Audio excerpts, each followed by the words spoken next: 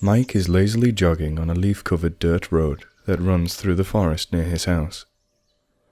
Why am I doing this? I could have been snoozing under my warm blanket, all cozy and stuff, he thinks, stopping to catch his breath. Running can't be healthy, it can't be.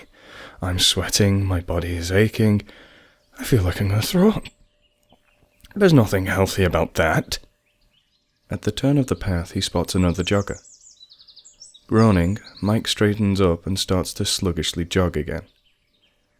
Getting closer, he can see the other jogger is a woman, her chestnut hair tied in a ponytail, and her breasts bobbing up and down hypnotically. The two joggers pass each other. Mike turns his neck awkwardly around to get a better look at the woman's behind. Damn, he mumbles, a bit louder than he would have liked. The woman turns around and the two joggers lock eyes. Mike loses his balance and stumbles forward. He lowers his head and sprints away as quickly as his fat legs will allow him. Shit. After spending the past months pitying his fat blob of a body, he finally made the decision to start exercising. Instead of spending his hard-earned money to get a subscription to his local gym, he decided to start jogging in the forest near his house. As a matter of fact, lots of people used to go to the forest for exercise. Even a nice curling pathway that runs through the whole forest was paved to help the joggers find their way through the densely wooded area. Inexplicably, people gradually stopped going there. All the better for Mike, who can now jog in peace. He leans against a tree to catch his breath. That little sprint really got to him. He takes a good look at the forest around him. The tall trees provide nice, thick shading, and the birds chirp lovely, cheerful tunes. His vision gets lost in a sea of brown and red leaves. He breathes in the earthy smells of the forest. The tranquility of the woods calms his nerves and soothes his spirit. Mike, for the first time in his life, feels connected to the natural world around him. His heartbeat synchronizes with the rhythm of the forest, and his breath joins the sound of nature in the timeless chorus of life. Then, a feeling of unease creeps into Mike's heart, breaking the serenity of the moment. A shiver runs down his spine and the hair on the back of his neck stands up. He finds himself staring deep into the forest. The world around him feels like a dream. He has no control over his body, and his legs carry him towards the center of the forest. Drunkenly, he looks around. Time seems to have stopped, and an eerie stillness hangs in the air as he walks past the trees and bushes. A crunching sound brings Mike back to his senses. He looks at his feet. He stepped on a twig, snapping it in half. Weird, he mutters, confused. He walks back to the paved path. Silence has fallen over the woods, and he can't shake off the feeling that something sinister lurks in the bowels of the forest. After a few minutes of uneventful jogging, he sees something out of place in the distance. He squints, but can't make out much. When he gets close enough to the weird object, he realizes that it is simply a chair out in the woods. Mike can't help but feel a bit weirded out by a chair abandoned in the forest. It seems off.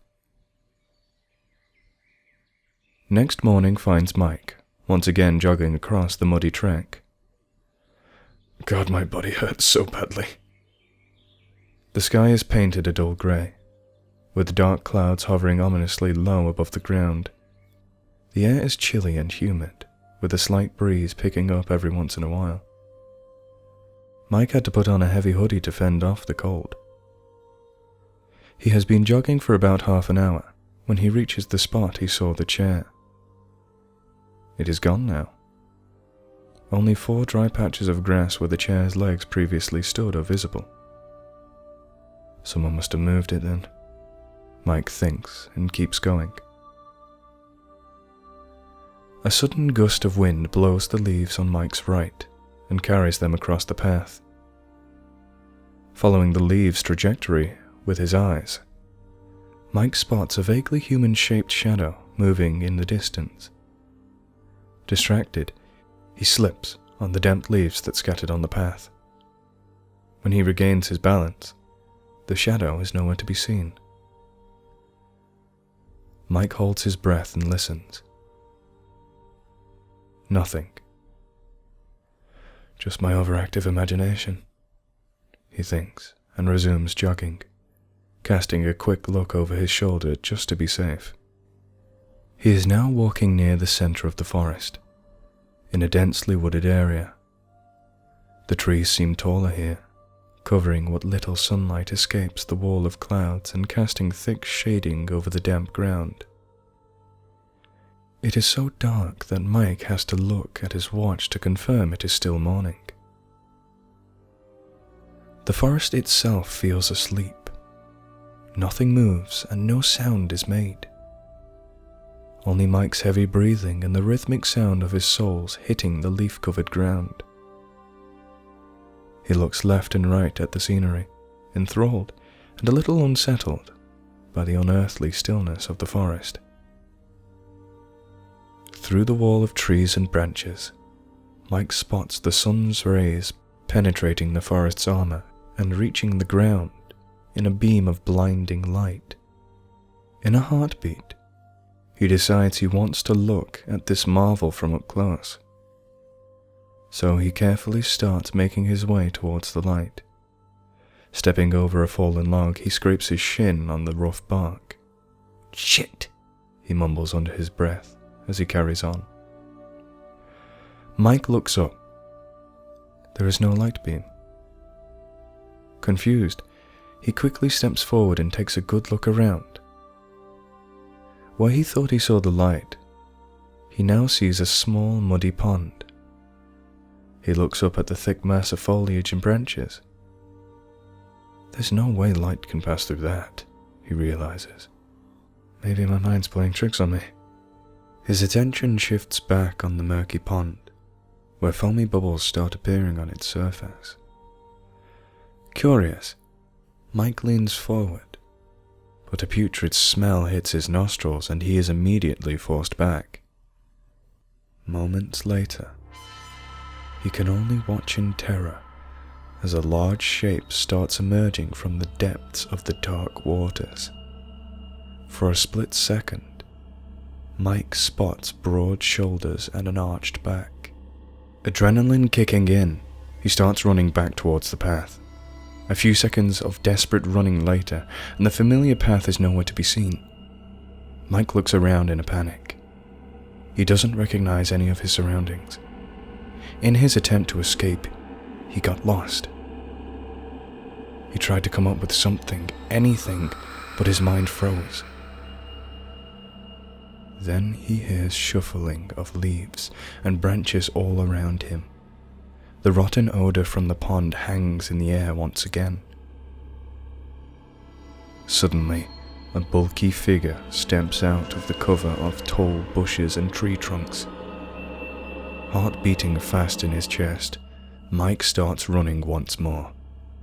Twigs and branches claw at his face, but he doesn't stop until he's confident that he's put a lot of distance between himself and his pursuer, or pursuers.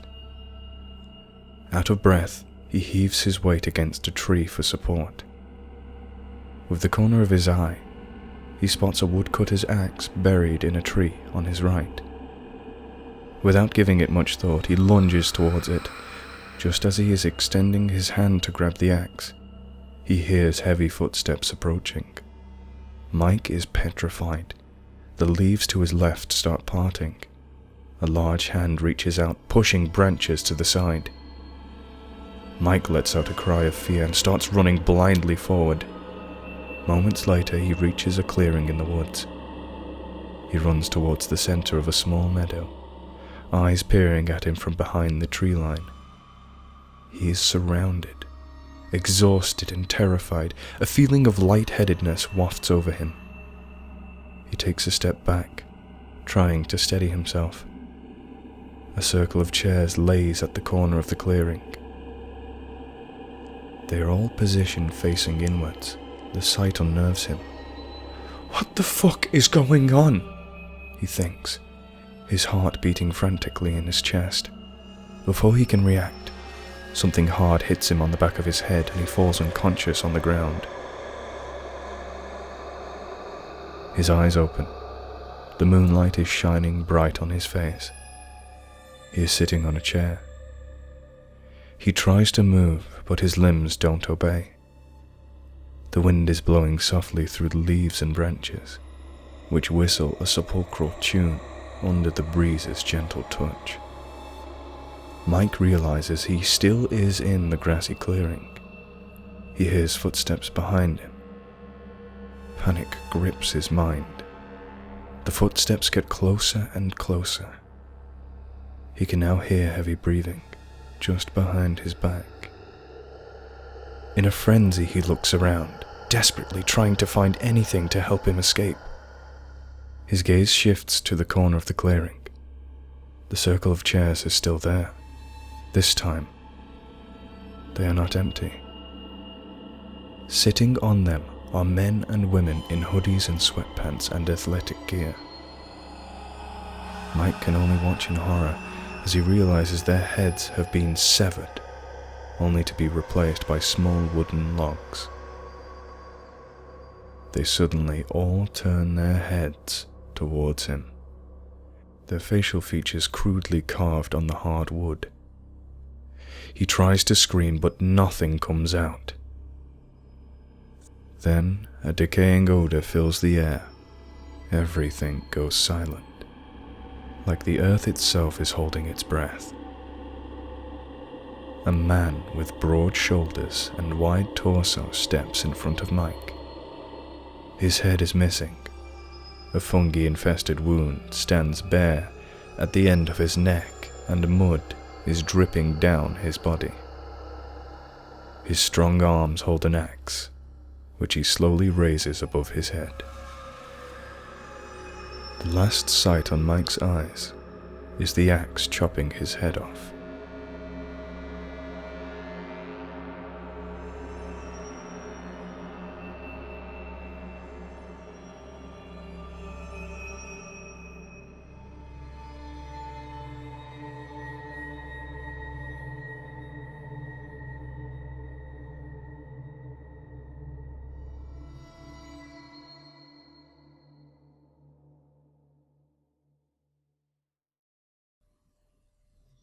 And that, kids, is why you should never go jogging.